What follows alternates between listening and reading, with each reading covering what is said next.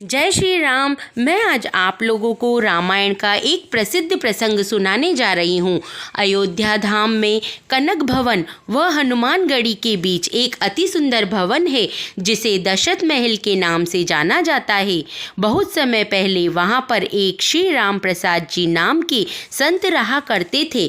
उस समय अयोध्या बहुत ही शांत हुआ करती थी। वहाँ आज की तरह भीड़ भाड़ नहीं थी। दशरथ महल के कर्ता धर्ता संत श्री रामदास जी ही थे। इसी दशरथ महल में एक मंदिर है जिसमें चारों भाई अपनी पत्नियों व हनुमान जी के साथ विराजमान हैं। उसी समय महल में बहुत संत रहा करते थे। जो थोड़ा बहुत चढ़ावा मंदिर में आता था उसी से मंदिर व आश्रम का खर्च चलता था। इसी मंदिर के पास एक पलटू बनिया रहता था। उसके किराने की दुकान थी। संत रामदास जी जो भी चढ़ावा आता पलटू बनिए की दुकान पर भेज देते और उससे वह पलटू बनिया किराने का सामान भेजता जिससे भगवान का भोग बनाया जाता। ऐसे करते करते बहुत दिन बीत गए। एक दिन ऐसा हुआ कि जब चढ़ावे में कुछ नहीं आया तब संत रामदास जी ने दो संतों को पलटू बनिए की दुकान पर भेजा और कहा कि थोड़ा सा भोजन की सामग्री लेकर आ जाओ उधार। पलटू बनिए को हम बाद में भिजवा देंगे। उधार सामान के लाए हुए से हम भगवान के कम से कम भोग तो लगा देंगे। तब दो संत पलटू की दुकान पर गए और उन्होंने सारी बात बताई।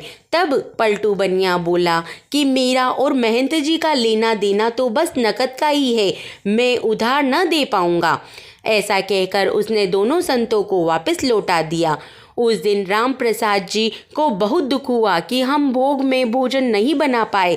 तब उन्होंने सिर्फ पानी का ही भोग लगाया और खुद और सारे संत भी पानी पीकर ही सो गए। जब सोने चले गए उस समय मंदिर में एक नियम था कि चारों भाइयों को शयन करवाते वक्त पुजारी जी एक पीले रंग का पीताम्बर, बहुत ही सुंदर पीताम्बर उड़ाते थे और राम प्रसाद जी 1 घंटे बैठकर भगवान को भजन सुनाया करते थे। यह राम प्रसाद जी का नियम था। उस दिन भी राम प्रसाद जी भूखे ही भगवान को भजन सुना रहे थे और अपना नियम पूरा करके सोने चले गए। एक एक करके सभी महंत भी सोने चले गए। उधर पलटू के घर रात के करीब 1 बजे जोर जोर से किसी ने दरवाज़ा खटखटाया। आधी रात को दरवाज़ा खटखटाने की आवाज़ सुनकर पलटू बनिया डर गया कि आधी रात कौन आया। अरे पलटू सेठ, दरवाज़ा खोलो, दरवाज़ा खोलो। बच्चों की आवाज़ जैसे ही बनिए को सुनाई दी उसने दरवाज़ा खोला और सोचा कि अभी दरवाज़ा खोलते ही बच्चों को मैं ज़रूर डांटूंगा, ये आधी रात में क्या कर रहे हैं। पर जैसे ही पलटू बनिए ने दरवाज़ा खोला तो वहाँ पर 4 लड़के जिनकी उम्र करीब से 10 से 12 वर्ष थी, 10 से 12 वर्ष और उससे कम थी, उन चारों ने एक ही पीताम्बर ओढ़ रखा था और चारों ही बहुत ही सुंदर और मनमोहक लग रहे थे। उन चारों को देखकर पलटू बनिए का सारा गुस्सा न जाने कहाँ चला गया। अब तो वह उन चारों बालकों को ही निहारने लगा। तब चारों बच्चे बोले, हमें राम प्रसाद बाबा ने भेजा है। हमारे पास जो ये पीताम्बर है उसको खोलो, उसमें 1600 रुपये हैं। उस समय रुपया और आना ही चलता था। पलटू बनिए ने जैसे ही पीताम्बर का कोना खोला तो उसमें चांदी के 1600 सिक्के निकले। अब इन सब पैसों का राशन सुबह आश्रम में भिजवा देना, यह बच्चे बनिए से बोले। बनिया यह सब देखकर बहुत लज्जित महसूस करने लगा। उसने सोचा कि आज मैंने पैसों की वजह से आश्रम में भोजन की सामग्री नहीं भिजवाई, इससे मुझे बहुत अफसोस हो रहा है। आज राम प्रसाद जी बाबा मुझसे ज़रूर नाराज़ हो गए हैं, इसीलिए तो उन्होंने आधी रात में इतने सारे रुपए और बच्चों को भेज दिया। पलटू बनिए को बहुत पश्चाताप हो रहा था। उसने बच्चों से हाथ जोड़कर कहा कि यह पैसे तो बहुत ज़्यादा हैं। अगर मैं अपनी पूरी दुकान भी का सामान भी आश्रम में भिजवा दूं, तब भी यह इन रुपयों का सामान भिजवाने में मुझे आधी उम्र निकल जाएगी। तब बच्चे बोले कि आप एक साथ न करके थोड़ा थोड़ा करके रोज सुबह आश्रम में सामान भिजवा देना।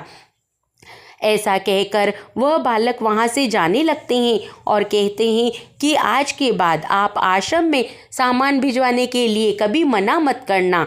तब पलटू बनिया उन सबको देखता ही रह जाता है। उसे बहुत पश्चाताप होता है। जाते जाते चारों भाइयों का पीताम्बर वहीं छूट जाता है। उधर पुजारी जी सब जब सुबह मंगला आरती के लिए पट खोलते हैं तो देखते हैं कि पीताम्बर नहीं है। जिनको उन्होंने रात में चारों भाइयों को उड़ाया था वो पीताम्बर वहाँ पर नहीं है। यह देखकर वो भागे भागे रामदास जी के पास जाते हैं। भागे भागे राम प्रसाद जी के पास जाते हैं और उनको बताते हैं कि चारों भाइयों को जो पीताम्बर हमने उड़ाया था वो नहीं है। तब राम प्रसाद जी भागे भागे मंदिर में आते हैं और सोचते हैं कि ज़रूर रात में कोई पीताम्बर को चुरा कर ले गया। बात थोड़ी सी आई गई हो जाती है। सब लोग पूजा पाठ में लग जाते हैं। जैसे ही थोड़ा सवेरा होता है, पलटू बनिया पूरी गाड़ी में सामान भर कर लाता है और अब आते ही राम प्रसाद जी के चरणों में पड़ जाता है और चरणों में पड़कर कहता है कि मुझे माफ़ कर दीजिए, मैंने कल पैसों की वजह से आश्रम में राशन नहीं भिजवाया तो आपने चारों बच्चों को रात में ही भेज दिया। तब राम प्रसाद जी कुछ समझ नहीं पाते और कहते हैं कि पहले तो आप मेरे पैर छोड़िए और आप किस बात की माफ़ी मांग रहे हैं। तब पलटू बनिया उनको बताता है कि करीब रात के 1 बजे 4 बच्चे जिनकी उम्र 10 से 12 वर्ष थी मेरे घर आए और इस पीताम्बर में 1600 रुपये बंधे हुए थे वो मुझे दिए। जाते जाते उनका पीताम्बर मेरे घर पर ही छूट गया। ये देखिए वो पीताम्बर देखकर राम प्रसाद जी सब समझ जाते हैं कि अरे ये तो कोई और नहीं प्रभु की लीला है और चारों भाई ही इनके घर पे गए हैं। तब वो वहाँ से भागकर मंदिर में जाते हैं। जाकर भगवान के चरणों में गिर जाते हैं और कहते हैं कि हे भक्त वत्सल, आपको मेरी वजह से कितना कष्ट सहन करना पड़ा। मैं आपको भोग न लगा सका इसलिए आपको यह सब करना पड़ा। ऐसे कहकर वो उनके चरणों में गिरकर रोने लग जाते हैं और कहते हैं कि हे प्रभु राम, जब मैंने आपकी पूरी उम्र सेवा करी पूजा करी लेकिन मुझे आपके दर्शन प्राप्त नहीं हुए और ये पलटू बनिया इसने तो कुछ नहीं किया, तब भी आपने इसको दर्शन दिए और आप तीनों भाइयों सहित मंदिर इसके घर पहुंच गए और इसको दर्शन दिए। जब यह बात पलटू बनिए को पता चली तो वह भी भागा भागा मंदिर गया। दोनों ही बैठ के भगवान के चरणों में रोते रहे। तब पलटू बनिए को बैराग हो गया। वह भगवान की लीला से इतना प्रभावित हुआ कि पलटू बनिए को बैराग हो गया और वह आगे जाकर संत पलटू दास जी महाराज के नाम से विख्यात हो गए। इस घटना के बाद संत रामदास जी को तो बेचैनी ने हर क्षण उनकी बेचैनी बढ़ती ही जा रही थी। उस रात जब शयन के समय वह भगवान को भजन सुना रहे थे तो सुनाते सुनाते वो मूर्छित हो जाते हैं। संसार के लिए और सबके लिए तो कहने में वो मूर्छित हुए थे, पर उसी समय भगवान राम, लक्ष्मण, भरत, शत्रुघ्न सब अपनी पत्नियों सहित उनको दर्शन देते हैं और उसी दर्शन के समय माँ जानकी उनके आंसू पोंछती हैं और अपनी अंगुली से उनके माथे पर बिंदी लगाती हैं, जिसे उन्होंने हमेशा अपने मस्तक पर धारण किया, कभी भी अपने मस्तक से उस बिंदी को हटने नहीं दिया। इसी के बाद से इस मंदिर में बिंदी वाले तिलक का प्रचलन है और यही संत रामदास जी का सच्चा प्रसंग है। यह भगवान अपनी लीला इसलिए करते हैं कि जो लोग भगवान पर विश्वास नहीं करते उनको उन लीलाओं से भगवान पर विश्वास हो जाता है। भगवान कभी भी अपने भक्तों को हारने नहीं देते। तो ऐसे हैं हमारे प्रभु श्री राम।